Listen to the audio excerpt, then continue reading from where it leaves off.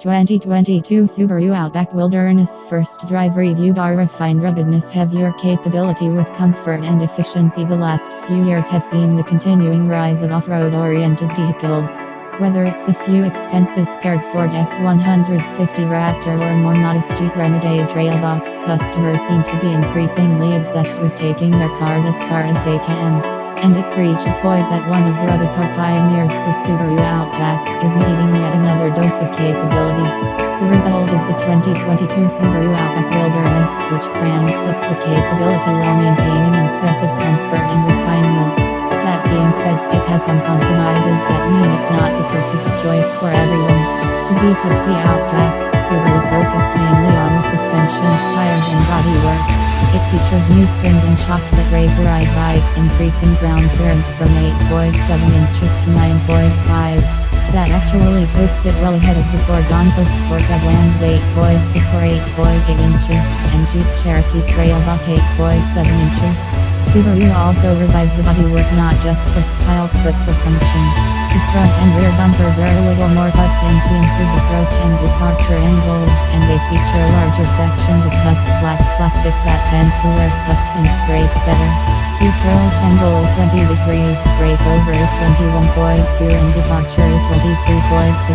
The aforementioned Ford and Jeep both have better approach and departure angles, though the Subaru's breakover number falls between them ahead of the Ford, behind the Jeep.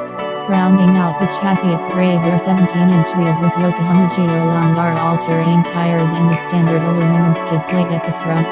That can be supplemented with an additional aluminum skid plate under the engine, and steel skid plates for the transmission, differential and fuel tank. The Subaru X-Mode driving mode that adjusts the stability and traction control for low grip situations and activates hill descent control, has also been updated specially for the wilderness. In all Outbacks, there are two types of low traction settings, and they only operate under 25 mph. But on the wilderness, the Jeep snow/mud setting stays on even above 25 mph, and above that threshold, it uses a unique traction and stability logic from the low-speed version. And lastly, the final drive ratio is slightly shorter at 440/1 for better low-speed response. We got to try out these mechanical upgrades at the Hollyoaks Off-Road Park near Auburn Hills, Michigan. As is typical for a press launch of an off-road oriented vehicle, Subaru set up the course we drove through, so it was unlikely we'd be getting stuck, but the wilderness still impressed. The ground clearance means that you won't very often be scraping along dirt trails, and with the skid plates, you can confidently tackle rugged, mildly rocky roads. Amazingly, no matter how rugged and rocky the road, we experienced no chassis flex or interior creaks and squeaks. It was easy to get through tight spaces thanks to the narrow body, but the long front and rear overhangs required some extra mindfulness not just when approaching hills, but also when nosing into tight corners.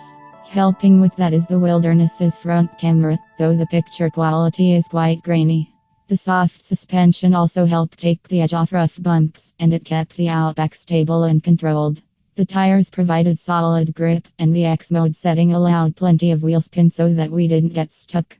The Outback lacks the Cherokee Trailhawk's locking rear differential, and the Bronco Sport Badlands dual clutch rear differential that can move torque side to side and effectively lock up, so we suspect those have a bit more ability to get you out of trouble or deeper into it when off-roading.